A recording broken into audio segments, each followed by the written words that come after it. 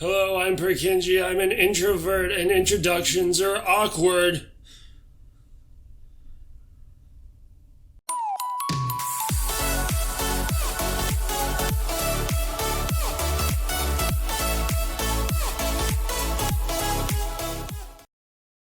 Alright guys, today I'd like to talk a little bit about introversion and extroversion. But before I get started, I'd like to say that these videos aren't necessarily intended to try to teach you something. They're not to tell you the correct or incorrect way to think of something. Instead, what I'd like to do is open your mind to different possibilities, create a new way to look at something so maybe you can learn about yourself or even those around you.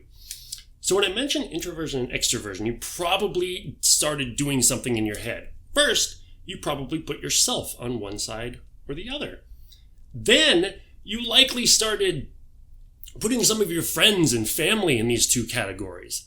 And maybe you even started thinking of the stereotype of the extrovert and the stereotype of the introvert. And you got these like polar opposite images on both sides, right?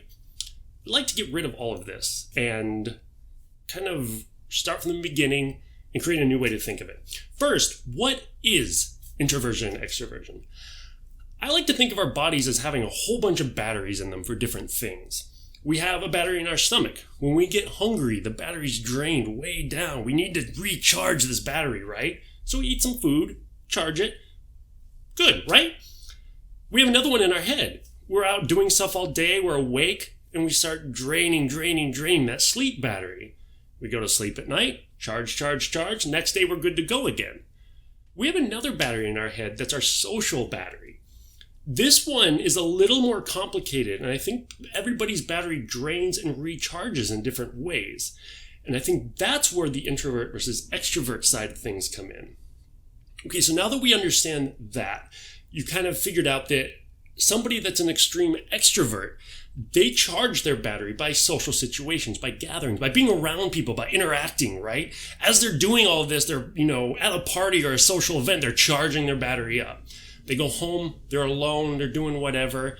That drains it. Somebody on the other end of the spectrum, an introvert, is a complete opposite. They go out, they party, they do social events, they go to dinner, whatever.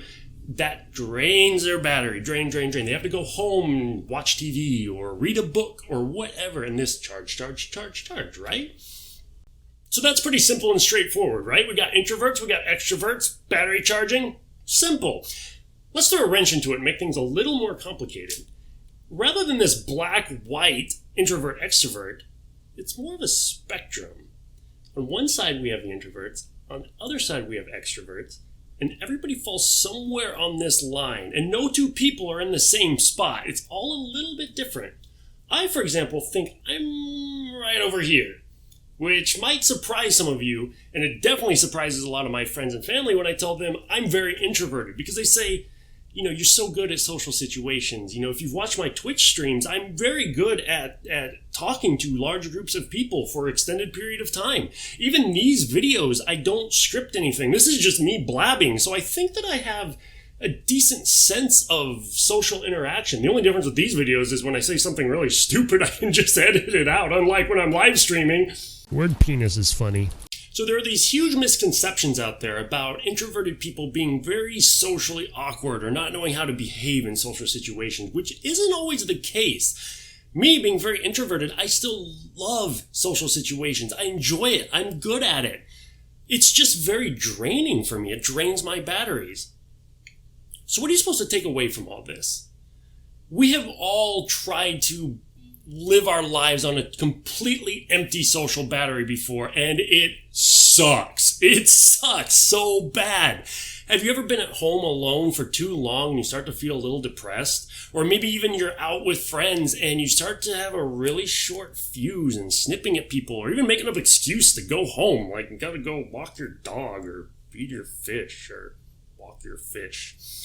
These are all kind of ways that your body is trying to tell you, we're running on empty and we need a charge right now. So understanding where you are on this spectrum and what charges and what drains your battery can hopefully help you maintain a healthy battery level all the time. Some of the ways I deal with it is if I'm going to go out on a social situation, I might give myself a little time beforehand to just be by myself, maybe play a game by myself or watch a show, just kind of zone out. And I'll plan something afterwards sometimes too. So I'll start on a full battery, go and expend some of my charge, come back home and fill it back up. It might be the complete opposite for somebody that's on this side of the spectrum, right? So maybe you have to do something at home monotonous where you're not going to be around a lot of people. Maybe halfway through your project, plan something with some friends. Go and charge that battery so you can come home and be more productive when you're done.